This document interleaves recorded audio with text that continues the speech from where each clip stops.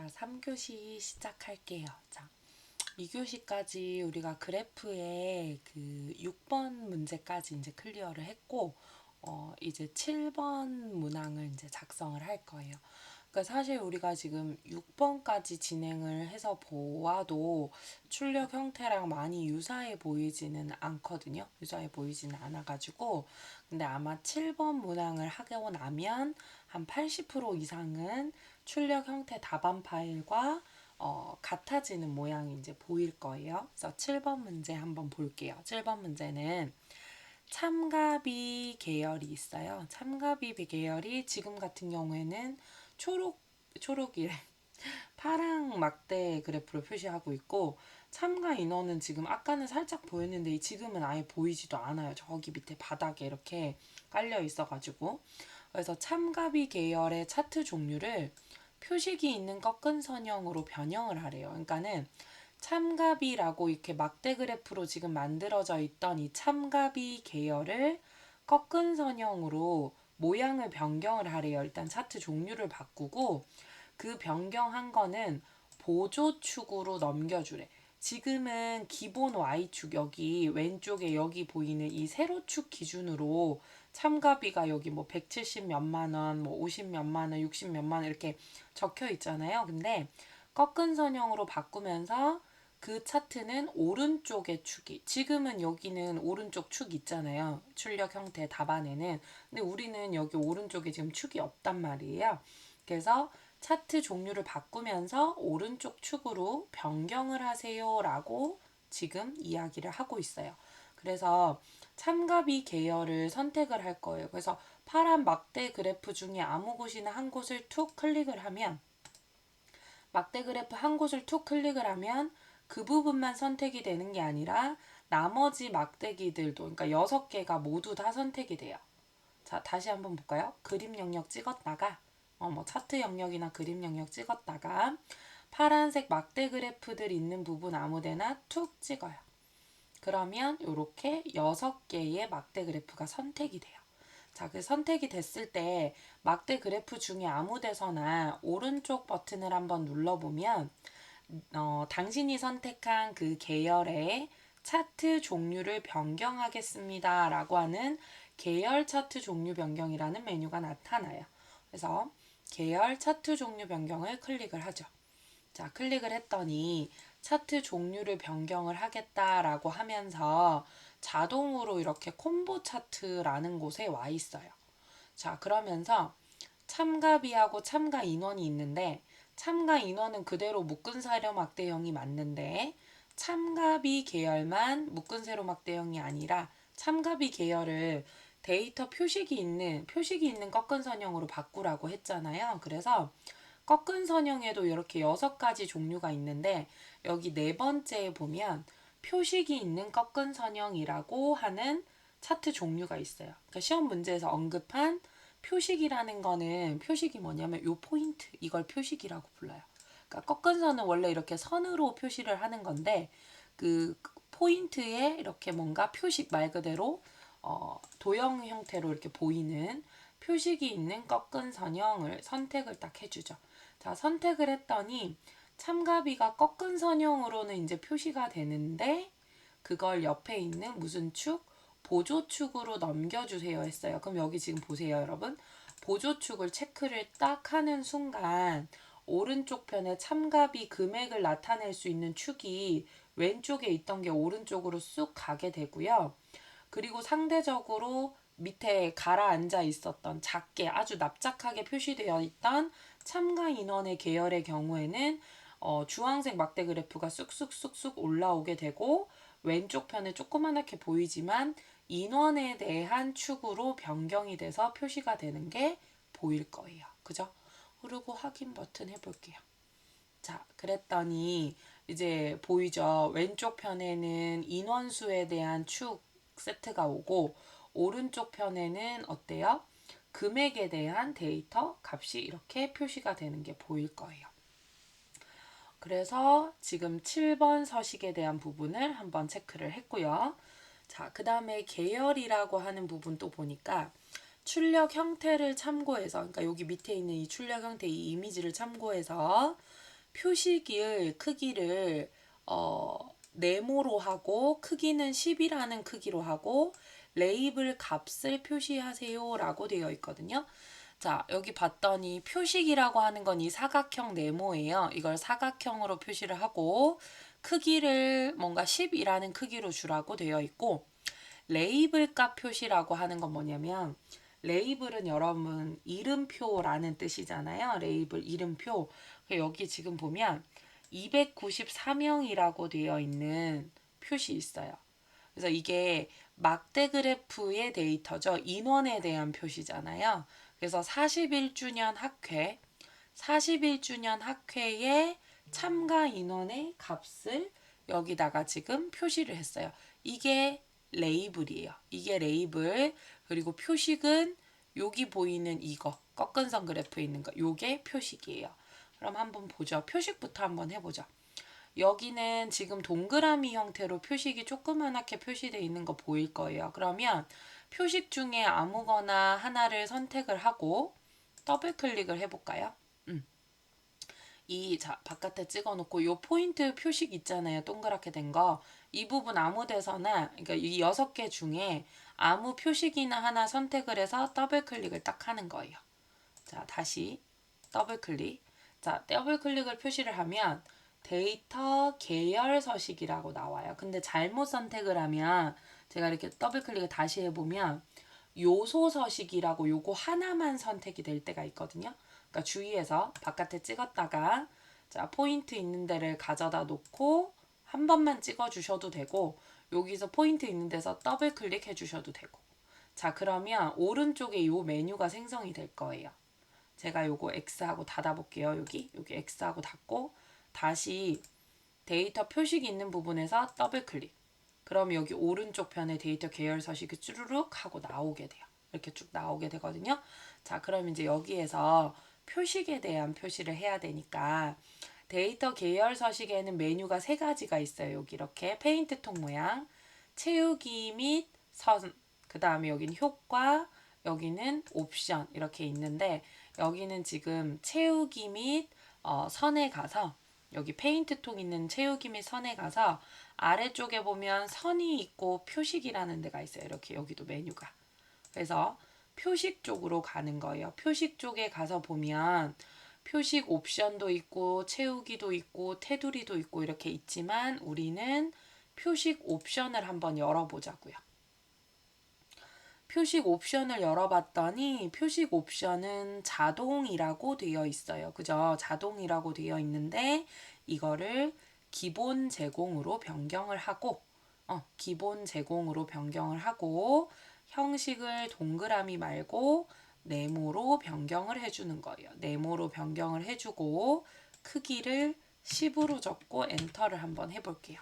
일단 여기 지금 눈에 좀 보이게 커다랗게 표시되는 거 보일 거예요. 그죠? 여기서 변경해 줍니다. 자, 데이터 표식은 데이터 표식 있는 부분에서 더블 클릭. 그래서 데이터 계열 서식이 나오면 채우기 및 선 쪽에 가서 선 옆에 있는 표식에 들어가고 표식 옵션에 가서 모양을 바꿔주고 크기를 여기서 바꿔주시는 거예요. 여기 기본 제공하는 데 가서 형식과 크기를 요쯤에서 바꿔주시면 되는 거예요. 되셨죠? 자, 그리고 이제 레이블 값을 표시하세요 라고 되어 있거든요. 근데 이 레이블 값은 참가 인원인데 다른 데 다 참가 인원의 값이 얼마다라고 적혀 있는 게 아니잖아요. 지금 보니까 가장 많은 참가 인원이 있는 곳에 좀 뭔가 도드라지게 표시를 한 것 같아요. 참가 인원은 주황색 막대 그래프인데 막대 그래프가 가장 높은 게 41주년 학회잖아요. 여기 이렇게 사실 마우스 가져다 대면 풍선 도움말에 41주년 학회 갑 294명이라고 나오기는 하지만 여기에 띄워서 같이 표시를 해주고 싶은 거죠. 그래서 한번 볼게요. 41주년 학회 막대 그래프를 하나만 툭 찍어요. 자, 막대 그래프 하나만 툭 찍어요. 그러면 얘만 선택되는 게 아니라 모든 참가 인원 막대 그래프가 선택이 되죠. 근데 그때 한 번만 더 41주년 학회 막대 그래프를 찍어요. 그럼 요거 하나만 선택될 거예요. 그때 더블 클릭을 해보면 여기 데이터 요소 서식이라고 바뀔 거예요. 아까 표시갈 때랑 똑같아요. 다시 해볼게요. 차트 영역 찍고 막대 그래프 아무거나 하나를 툭 찍으면 6개가 모두 다 선택이 되면서 데이터 계열 서식이라고 나타나는데, 자, 차트 영역을 찍었다가 자, 막대 그래프를 하나 찍고 한 번 더 찍으면 이제 이게 데이터 요소 서식이라는 걸로 변경된다는 거죠. 그러니까 데이터 요소는 하나하나 막대 그래프를 얘기를 하고 그 막대 그래프가 참가 인원이라는 데이터를 전체적으로 표시한다라고 하면 그건 계열이 되는 거예요. 데이터 계열 서식, 요소 서식 구분을 좀 해보시면 좋을 것 같아요. 그래서 요거 하나만 이렇게 선택을 해놓고 오른쪽 버튼을 눌러봐요. 오른쪽 버튼을 누르면 데이터 레이블 추가라고 하는 메뉴가 있어요. 그냥 그거를 한번 클릭을 딱 해요. 데이터 레이블 추가를 툭 클릭을 했더니 레이블, 이게 데이터 막대의 제일 위쪽에 알아서 레이블이 이렇게 들어가요.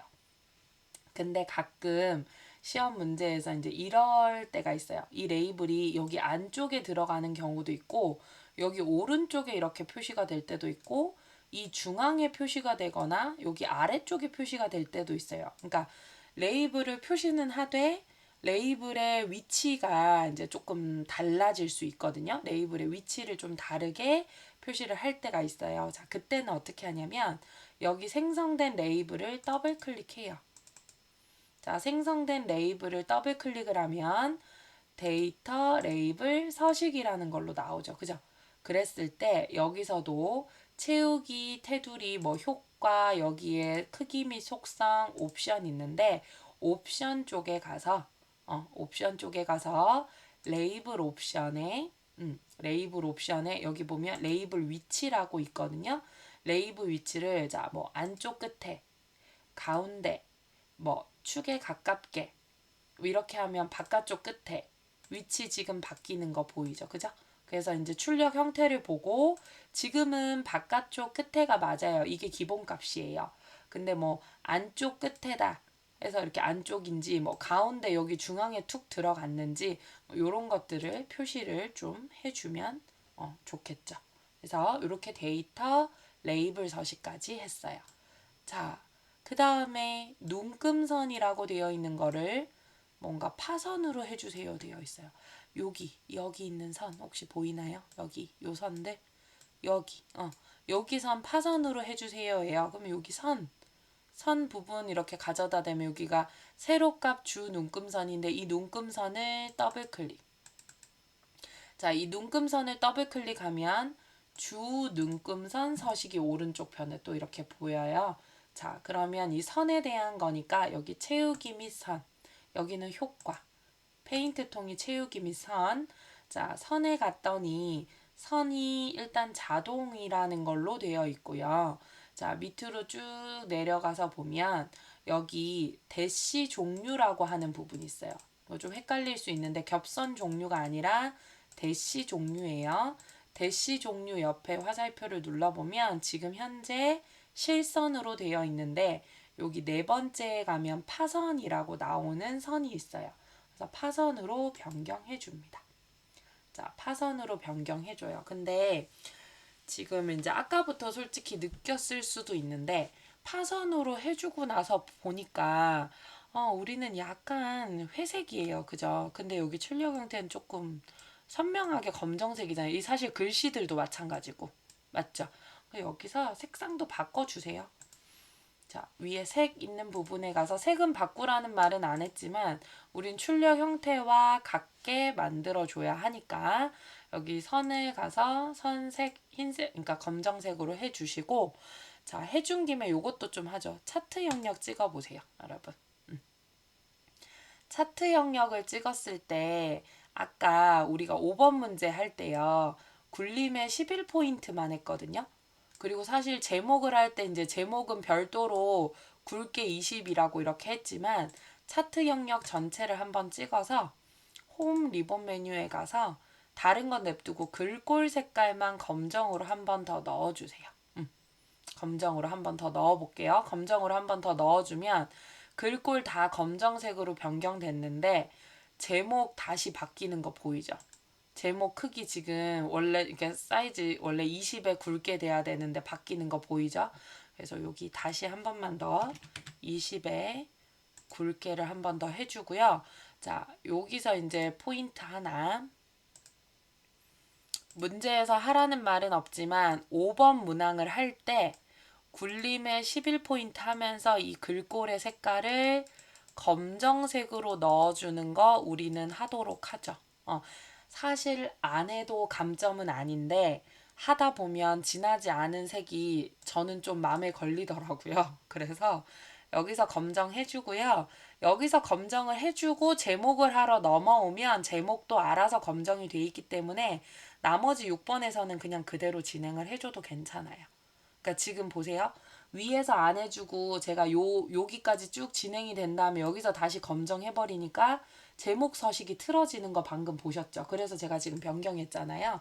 그러니까 우리는 이제 여기 순서대로 내려오는 과정에서 5번에서 요거 할 때 차트 전체 영역 글꼴 할 때 요거 검정 하나 넣어주는 것만 한번 해보자고요. 그리고 혹시 하다가 잊은 채로 그냥 회색으로 연하게 둬도 돼요. 감점사항 아니에요. 그냥 이제 출력 형태가 보이니까 한번 해보자 라고 얘기를 했었던 거고. 자, 그 다음 거 한번 볼게요. 이제 마지막 7번 조건 축. 자, 축은 출력 형태를 참고하세요 되어 있어요. 자, 축 보죠. 왼쪽 편에. 자, 왼쪽 편 축을 봤더니 0명에서 350명까지 50명 단위로 지금 올라가고 있어요.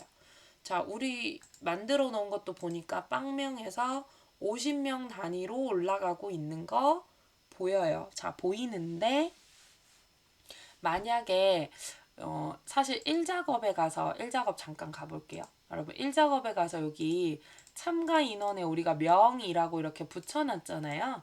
이걸 붙여놨기 때문에 4작업에도 이 명이 이렇게 따라 붙어 오는 거거든요. 근데 가끔 1작업에는 해놨는데 4작업에 왔을 때 이 명이 안 따라오는 경우가 있어요. 그럼 그때는 우리가 한번 바꿔볼게요. 지금은 이제 제대로 되어 있지만 여기 Y축 있는 이 Y축 값 중에 아무 데서나 더블 클릭. 자, 여기 더블 클릭을 하면 축 서식이라고 이렇게 나와요.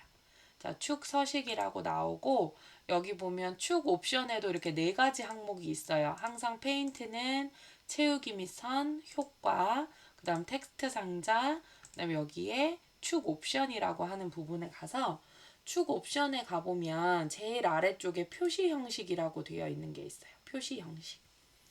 표시 형식에 이렇게 가서 봤더니 샵, 컴마, 샵, 0 뒤에 명이라고 이렇게 지금 붙어져 있네요. 그죠? 근데 만약에 붙어져 있지 않고 예를 들어서 이게 그냥 이런 식으로 일반으로 와 있어요. 여기 명이 안 붙어 있다. 여기 일반으로 바꿔보세요. 이렇게 돼 있다라고 하면 여기 서식 코드 있는 데다가 G 표준 뒤에다가 끝에다가 이렇게 명 이렇게 해주셔도 되고요. 왜냐면 천 단위가 안 넘어가니까 이렇게 해주셔도 되고 아니면 방금 본 것처럼 샵, 컴마, 샵, 0에다가 뒤에 명 이렇게 붙여서 직접 추가를 해주셔도 괜찮고 그럼 다시 이렇게 명 표시되는 거 보이시죠? 이렇게 자, 그 다음에 오른쪽 축 한번 보죠. 자, 오른쪽 축을 봤더니 오른쪽 축은 뒤에 뭐 표시가 되는 건 아닌데 숫자 0이 빼기로 표시가 되어 있어요. 그죠? 빼기로 지금 출력 형태 보니까 0이 표시가 되어야 되는 자리에 이렇게 일단 빼기 표시가 되어 있고 40만 원 단위로 200만 원까지 올라가 있어요. 근데 지금 제 거는 0은 빼기로 잘 표시가 되어 있는데 20만 원 단위로 이렇게 올라가고 있는 게 보이거든요. 그래서 이 축 더블 클릭. 자, 더블 클릭을 하고 또 축 서식을 봤더니 자, 이번에는 표시 형식 보기 전에 여기에 축 옵션이라고 하는 부분을 볼게요. 여기 축 옵션에 축 옵션을 볼게요. 자, 봤더니 최소값은 0. 0.0 돼 있는데 제가 직접 다시 적었어요. 0. 그 다음에 최대값은 200만 원이잖아요. 그래서 2, 하나, 둘, 셋, 넷, 다섯, 여섯 직접 적어줘요. 자, 그리고 여기 밑으로 내려오면 주 단위 보이는 거 보이죠? 이 주 단위를 40만 원이다라고 이렇게 적어주시면 돼요. 자, 40만 원이라고 적어주고 밑에 보조축은 그냥 그냥 있는 값 그대로 두시면 돼요. 여기 이렇게 자동이라고 표시되게 그대로. 자, 그랬더니 이제 0에서 200만 원까지 40만 원 단위로 툭툭툭툭 올라오는 거 보이실 거예요. 보이죠? 자, 그 다음에 여기 밑에 한번 보면 표시 형식도 한번 먼저 보고 갈게요. 자, 여기 지금 0이 빼기 표시로 나오는데 범주가 회계로 되어 있거든요. 회계. 근데 이거 회계를 여러분 통화로 한번 바꿔보세요. 통화로 바꾸거나 숫자로 바꿔주면 이걸 숫자로 바꾸면 0은 0으로 표시가 되고요. 이걸 회계로 바꿔주면 0은 빼기 표시가 돼요. 그러니까 이제 원화 표시는 여기 밑에 기호에 생성이 되기는 하는데 뭐 이 기호는 없음 해줘 버리면 되는 거니까. 자, 그래서 여러분들 기억하셔야 될 게 회계라고 하는 표시 형식을 쓰면 숫자 0은 하이픈으로 표시가 돼요. 하이픈으로 표시가 되고요. 이 범주를 회계가 아니고 숫자로 변경을 해주면 이걸 숫자로 변경을 하면 0은 그냥 숫자 0으로 표시가 돼요. 시험 문제에 가끔 이 0 값을 0으로 표시하거나 하이픈으로 표시하는 이렇게 출력 형태가 문제가 출제가 되면 여러분들이 여기에서 표시를 바꿔주시면 된다는 거예요. 지금 같은 경우에는 회계라고 하는 형식에서 기호를 없음으로 바꿔주시면 없는 기호로 이렇게 그러니까 하이픈 표시로 0을 표시를 하게 되는 거죠. 자, 그러면 7번 끝났어요. 자, 여기까지 7번. 7번이 적을 내용들이 많죠. 그죠? 7번. 자, 그 다음에 8번 한번 보죠. 자, 8번은 법례명을 변경하고 출력 형태를 참고하세요 라고 되어 있어요. 법례면 여기잖아요. 법례 여기 참가 인원이 막대 그래프고 참가비가 꺾은선 그래프다라고 이렇게 표시가 되어 있는데 자, 우리 참가 인원은 잘 표시가 되어 있는데 참가비가 우리가 아까 1작업에서 여기 참가비 얘를 잡고 와서 여기 Alt 엔터로 되어서 두 줄 입력된 거잖아요. 그 부분이 여기 이렇게 반영이 되어 있어요. 이거를 한 줄로 바꾸게끔 여기 출력 형태처럼 만들어 주세요 라고 이렇게 하고 있거든요. 그래서 여기는 여기서 더블 클릭해서 뭔가를 막 바꿔주는 게 아니고요. 여기서 바꾸는 게 아니라 자, 차트 도구 디자인에 가면 자, 차트 도구 디자인에 가면요. 여기 보면 오른쪽에 데이터의 데이터 선택이라고 있어요. 자, 8번의 법례명 바꾸는 거는 디자인에 가면 데이터 선택이라고 하는 부분이 있어요. 디자인의 데이터 선택 딱 가요. 자, 데이터 선택에 딱 가게 되면 화면이 1작업으로 바뀌면서 여기에 데이터 원본 선택이라고 하면서 우리가 처음에 잡고 왔던 범위가 알아서 반짝반짝 뒤에서 지금 거리고 있고 여기 범위가 이렇게 딱 들어가 있는 게 보일 거예요. 근데 다른 건 건드릴 필요 없고 우리는 참가비에 대한 부분을 볼 거잖아요. 그래서 참가비라고 하는 법례 항목 계열을 선택을 해서 편집 버튼을 눌러요. 참가비를 선택해서 편집 버튼을 딱 눌러주는 거예요. 그러면 계열을 편집할 수 있는 창이 뜨면서 자, 이 계열 참가비 계열 이름은 제 1작업의 F4번 셀을 네가 아까 선택을 하고 왔다. 그리고 밑에 계열값 있는데 마우스로 툭 찍어보면 네가 여기 데이터들이 계열 값으로 사용이 됐다라고 지금 보여주거든요. 그러면 계열 이름 있는 부분 있죠. 가서 여기 데이터를 지우고 딜리트 키로 지우고요. 계열 이름 부분 지우고 직접 적어줘요. 이렇게. 참가비가 계열 이름이 여기 셀 값으로 쓰지 말고 이 셀 값을 쓰면 Alt 엔터가 그대로 두 줄이 반영이 되니까 이거 쓰지 말고 이렇게 직접 한 줄로 적혀 있는 이 데이터로 계열 이름을 사용해라 라고 바꿔주는 거예요. 자, 확인 버튼 눌러주고 한 번 더 확인 눌러줘요. 그랬더니 여기 법례 이름 바뀌는 거 보일 거예요. 그죠? 자, 법례명을 변경할 때는 차트 도구 디자인에 데이터 선택에 갑니다. 자, 선택에 가서 바꿀 범례 이름을 선택을 한 다음에 편집 버튼을 눌러서 거기다가 직접 계열 이름을 이렇게 뭐 는 큰 따옴표 필요 없이 그 데이터 내용을 그대로 참가비 단위 원 이런 식으로 직접 적어주면 된다라는 거. 계열의 이름을 적어준다라는 거. 그리고 데이터 선택 메뉴에 가서 범례 이름을 바꾼다는 거 기억을 해주시면 좋을 것 같아요. 자, 다 했네요. 이제 9번, 10번.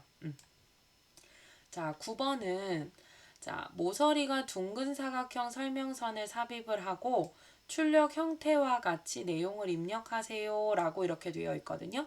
그 여기 지금 봤더니 여기 우수 의사 포상을 하는 학회라고 하면서 뭔가 말풍선 도형이 있어요. 여기다가 우리도 그거 만들어 주세요 라고 하는 거예요. 자, 한번 보죠. 삽입에 가요. 삽입 메뉴에 가면 일러스트레이션이라고 하는 메뉴가 있어요. 자, 거기에 도형이 있어요. 삽입에 키보드로 입력할 수 없는 것들은 삽입 메뉴에 가면 있죠. 일러스트레이션 도형에 가서 모서리가 둥근 사각형 설명선. 저기 아래쪽에 여기. 설명선 부분 볼게요. 설명선 부분의 두 번째 도형이 모서리가 둥근 사각형 모양의 설명선이 있어요. 그래서 얘를 클릭을 해서 사각형 크기를 뭐 한 요 정도? 사각형 크기를 생각을 해서 요 정도 이제 그려줘요. 자, 그려주고 나면 푸르딩딩하게 도형이 이렇게 들어갈 거고, 자, 이 도형의 아래쪽에 보면 이렇게 노란색 포인트 점이 하나 있어요. 흰색 점 말고. 이 노란 포인트를 움직이면 이렇게 말꼬리를 이렇게 위치를 변경을 할 수 있어요, 여러분. 이렇게. 그래서 책에 있는 것처럼 여기 기출문제에 표시된 것처럼 이렇게 이 노란색 꼬리를 이렇게 뺄 수도 있고 뭐 이렇게 뺄 수도 있어요. 이렇게 노란색 꼬리를 가져다가 최대한 그래도 출력 형태랑 비슷할 수 있게끔 딱 갖다 놓는 거죠. 그래서 갖다 놓고 도형이 선택이 되어 있으면 우리 1작업에서 도형 선택되어 있으면 이렇게 내용 하는 것처럼 여기다가 우수 의사 포상이라고 이렇게 적어줄게요. 우수 의사 포상이라고 이렇게 적어주고 ESC 키. 자, 도형 안에 글씨를 적고는 반드시 ESC 키 눌러주고 여기 이렇게 봤더니 여기도 글꼴이 뭔가 바뀌어 있고 색상이 흰색이고 검정색 테두리고 정중앙에 가 있어요. 여기 들어가는 글꼴은 5번에서 사용하는 차트 영역 전체 글꼴 똑같이 사용해 주시면 돼요. 왜냐면 이것도 전체 차트 영역 안에 들어가는 글씨니까. 자, 그래서 이 도형 선택을 하고 홈에 가서 바꿔주죠. 굴림에 자, 11포인트고 자, 가운데 해줄 거예요. 가운데. 자, 가운데 해주고 난 다음에 여기 채우기 색은 흰색에 검정 글씨 될 수 있게끔 이렇게 해줄 거예요. 이렇게 해줍니다. 그리고 바깥에 찍어줄게요. 자, 그러면 뭐 검정색 테두리 꼭 아니어도 되거든요. 그냥 일반 요 테두리로 해주시면 되고 그냥 도형의 정중앙에 이렇게 가운데 될 수 있게끔 정렬해주고 5번의 차트 영역 글꼴하고 똑같은 서식으로 굴림에 11포인트를 이렇게 해주시면 되는 거죠. 이렇게 작업을 해주시면 될 것 같고 자, 이제 10번 나머지 사항은 출력 형태. 제가 낙서를 너무 많이 해놨네요. 그죠? 그래서 제가 자료를 다시 좀 불러올게요. 지우기엔 너무 시간이 오래 걸릴 것 같고 자, 다시 불러와 볼게요. 깨끗한 시험지를 한번 다시 보죠. 자, 여기 볼게요. 출력 형태랑 이제 우리 거랑 맞는지 한번 보죠. 자, 여러분들이 이제 한번 보시면서 자, 출력 형태 어디가 다른지를 봤더니 이제 딱 세 군데 이렇게 보여요. 지금 뭐냐면 Y축에 여기 이렇게 쭉 실선 나와 있는 부분 보이시나요? 이렇게 선, 이 부분. 우리 여기 지금 선 없어요. 그죠? 그 다음에 X축에도 이렇게 가로선 있는데 이 부분에 또 선, 이 부분 실선 우리 없죠. 그죠? 그 다음에 오른쪽에 보조 Y축에도 당연히 실선도 있고 보조 Y축에는 이렇게 눈금 옆에 이렇게 조그만한 눈금 선이 이렇게 나와 있는 거 보일 거예요. 그죠? 자, 그 부분을 우리가 작업을 좀 할 거예요. 자, 그러면 이 보조 Y축 한번 보죠. 먼저 보조 Y축에 있는 이 수치 데이터 세로값 축을 더블 클릭해요. 자, 여기 더블 클릭하면 세로값 축 더블 클릭하면 축 서식이라고 나오고요. 여기 채우기 및 선, 채우기 및 선에 가서 선이 지금 없음 돼 있거든요. 그거 그냥 실선 한번 딱 해주세요. 자, 그리고 바깥에 찍어볼까요? 그럼 여기 실선 들어간 거 보이죠? 자, 마찬가지로 X축도 더블 클릭해서 X축도 더블 클릭해서 아마 선 없음 되어 있을 거예요. 그죠? 그거를 실선으로 바꿔주시면 되고, 여기 보조 Y축도 마찬가지요. 보조 Y축도 더블 클릭해서 선 없음 돼 있던 거를 실선으로 이렇게 변경을 해주시면 돼요. 이렇게 실선으로. 그러면 옆에 이렇게 조그만한 눈금들도 다시 나타나는 거 보이실 거예요. 그죠? 자, 그래서 이제 이렇게 선을 좀 했고, 그 다음에 또 조금 좀 보니까 여기 막대 그래프는 조금 안정감 있게 두툼한데요. 우리는 조금 날씬날씬하네요. 근데 사실 이렇게 해서 제출을 해도 감점 사항은 전혀 없어요. 근데 한번 바꿔보죠. 자, 여기 참가 인원 막대 그래프 계열을 아무거나 막대 그래프 하나만 선택을 하면 데이터 계열 서식이라고 하는 부분이 나와요. 맞죠? 자, 거기서 여기 보면 계열 옵션이라고 하는 부분이 있습니다. 자, 계열 옵션에 가보면 자, 계열 겹치기가 있고 간격 너비라고 되어 있는 부분이 있어요. 근데 간격 너비를 200 저는 지금 219% 되어 있는데 요거를 조금 이렇게 줄여주시면 간격 너비가 이렇게 줄어들면서 얘들 조금 두툼해지는 거 보이시죠? 그죠? 그래서 간격 너비를 조금 조절을 해주시면 출력 형태랑 유사하게 맞춰줄 수 있어요. 자, 이 데이터 계열에 대한 부분이니까 자, 제가 여기 차트 영역 찍었어요. 데이터 계열 부분을 클릭을 해서 더블 클릭을 해보면 자, 그러니까 이렇게 바로 그냥 더블 클릭해도 될 거예요. 그러면 데이터 계열 서식에 계열 옵션에 가서 여기 간격 너비라고 되어 있는 부분을 원래 프로테이지에서 조금 더 줄여주면 간격 너비가 좁아지면서 실제로 이 막대 그래프의 가로 사이즈는 늘어나는 효과를 표현할 수 있어요. 그래서 이렇게 해서 그래프는 이제 끝이 납니다. 그래서 그래프 부분은 손이 좀 많이 가요. 손이 좀 많이 왜냐하면 조건도 사실 많잖아요. 그죠? 조건도 사실 많고 하나하나 디테일하게 이렇게 가줘야 돼요. 근데 사실은 뭐 함수처럼 막 기능이 어렵다거나 복잡하지는 않아요. 다만 조금 하나하나 다 꼼꼼히 다 클리어를 해가면서 충실하게 해줘야지만 해결할 수 있는 문항이 4번 문항이에요. 4번 문항이거든요. 그래서 이렇게 이제 차트까지 해봤어요. 그래서 우리가 지금 진도 나간 부분은 이렇게 나갔죠. 우리가 제1 작업은 총 240점이에요. 맞죠? 근데 우리가 동그라미 조건이 100점. 자, 그리고 여러분들이 작업을 해주셔야 되는 게 6번 Vlookup 문제. Vlookup 함수를 우리가 배웠고, 그 다음에 7번 문제 조건부 서식이라는 걸 배웠어요. 근데 조건부 서식을 할 때는 뭐가 있었냐면 수식을 사용을 하는 게 또는 문제에 나올 수가 있고 또는 데이터 막대 형식으로 나오는 게 나올 수도 있다라고 했어요. 그죠? 그래서 1작업에서 우리가 진도 나간 부분은 사실 Vlookup 그리고 사실은 데이터베이스 함수가 혹시 나오면 풀어보면 되는데 이제 함수는 사실 1번에서 5번까지 함수는 제가 따로 함수 진도 나갈 때 정확하게 다 하나하나 나갈 거예요. 그러니까는 아직 함수에 대한 부담은 가지실 필요는 없어요. 대신에 Vlookup은 오늘 1교시 영상을 정확하게 또 보고 그 부분만 좀 다시 반복해서 한번 좀 잘 보셔서 Vlookup은 꼭 숙지를 여러분들이 하고 계시면 좋을 것 같아요.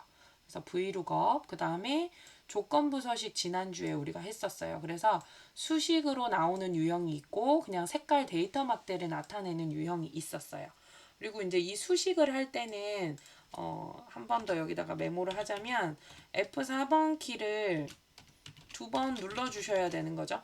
이거 기억나시죠? 수식을 할 때 셀 값이 나오면 절대 주소로 표시가 되지만 F4번을 2번을 눌러서 반드시 열 번호는 고정이고 행 번호는 상대 주소인 형태로 혼합 주소 형태로 만들어줘야 된다라는 게 포인트였어요. 그 다음에 이제 제2 작업이 있었죠. 자, 제2 작업은 80점짜리 문제였었어요. 근데 제2 작업은 고급 필터와 표서식으로 문제가 나올 때가 있었고 또는 목표값 찾기와 고급 필터가 나올 때가 있었어요. 자, 첫 번째 유형이든 두 번째 유형이든 간에 고급 필터는 무조건 이제 무조건 시험 문제에 나온다라는 거니까 반드시 숙지를 좀 잘 해주셨으면 좋을 것 같고, 그 다음에 이제 제3 작업에서도 80점인데 제3작업에서는 피벗 테이블이 나오거나 정렬 및 부분합이 나와요. 근데 아직 우리가 피벗 테이블은 나가지 않았어요. 근데 내일 제가 나가게 될 것 같아요. 그리고 정렬 및 부분합을 작업을 했었어요. 정렬 및 부분합 할 때는 기준이 반드시 정렬을 잘 해주셔야 하고, 어때요? 부분합 기능을 할 때 정렬 기준이 부분합 기준이 되는 거라고 말씀드렸죠. 그죠? 그래서 그거 잘 해주신다는 거. 고급 필터 표서식이 나오면 피벗 테이블이 한 세트로 나오고, 목표값 찾기랑 고급 필터가 나오면 정렬 및 부분합이 나온다라는 거 있었고요. 그 다음에 제 4 작업이 있었어요. 이 4 작업은 100점짜리 문제였죠. 이거는 그래프가 나와요. 그래프 작업에서 기억해 주셔야 될 건 오늘 F11번 키. F11번 키는 범위 잡고 F11번 키 눌러준다라고 하는 거 기억을 좀 잘 해주시고, 조건 순서대로 작업한다. 요거 꼭 기억을 좀 해주시면 좋겠어요. 오늘 진도 나간 부분에서는 조건 순서대로 작업을 해줘야지 출력 형태와 내가 만든 내용이 같이 나타날 수 있다라고 하는 부분이었거든요. 그래서 우리가 지금 이제 진도가 남은 부분이 함수 1번 문항에서 5번 문항, 그리고 이제 함수 부분은 응용 문제들을 조금 해봐야 돼요. 우리가 지금 남은 부분이. 그리고 피벗 테이블이에요. 피벗 테이블 진도가 있고, 그 다음에 답안 전송 프로그램 사용법하고 시험장 유의사항을 제가 이제 전달을 해야 돼요. 이제 요런 부분들을 이제 내일부터 또 다시 이제 진도는 쭉 나갈 건데, 여러분들이 이 진도를 나가기 전에 사실 이 진도는 뒤에 두더라도 요 부분까지 배점이 딱 몇 점이었어요? 420점이에요, 여러분. 420점 아니지. 미안. 400점. 여기까지가 딱 400점이에요. 왜? 100점, 이거 140점. 그죠? 1작업에서 140점 범위까지 진도 나갔고, 이거 160점. 그럼 300점에 그래프까지 400점이에요. 이 400점을 완성하는 시간 있죠. 완성하는 시간을 40분 안쪽으로 연습을 해주셔야 돼요. 40분 안쪽으로. 근데 목표는 40분 안쪽으로 해요. 근데 이번 주 목표는 이번 주가 11월 22일이죠. 그죠? 우리 11월 이걸로 하죠. 우리의 목표. 우리의 주간 목표. 자, 주간 목표 11월 28일 토요일까지 까지 연습은 이 400점의 감점사항이 없도록 연습하는 게 우리의 목표고요. 자, 차주 목표가 있어요. 이번 주 말고 차주 목표, 다음 주 목표. 다음 주 목표면은 시험 치기 일주일 전이에요. 시험 치기 일주일 전이라 12월 5일 토요일까지의 우리의 목표는 이 400점 범위 분량을 40분 안에 작성할 수 있도록 하는 게 우리의 목표예요. 제가 클래스룸에도 좀 올려드릴 건데, 이번 주 목표는요, 시간은 중요하지 않아요. 시간은 중요하지 않아요. 이번 주까지는 400점 내용이 감점사항이 절대 있으면 안 되게끔 연습하는 거예요. 틀리지 않게 하는 게 이번 주 목표예요. 시간은 1시간이 걸리든 2시간이 걸리든 상관없어요. 틀리지 않고 정확하게 원샷, 원킬 할 수 있는지를 연습을 하는 게 필요하고요. 다음 주 트레이닝 목표는 틀리지 않는 연습이 되면 이제 스탑워치를 딱 켜놓고 40분 안에 우리가 지금 연습했던 이 400점 시험 범위 있죠? 오늘까지 나간 이 범위를 분량을 40분 안에 작성할 수 있도록 연습을 하는 게 우리의 미션이에요.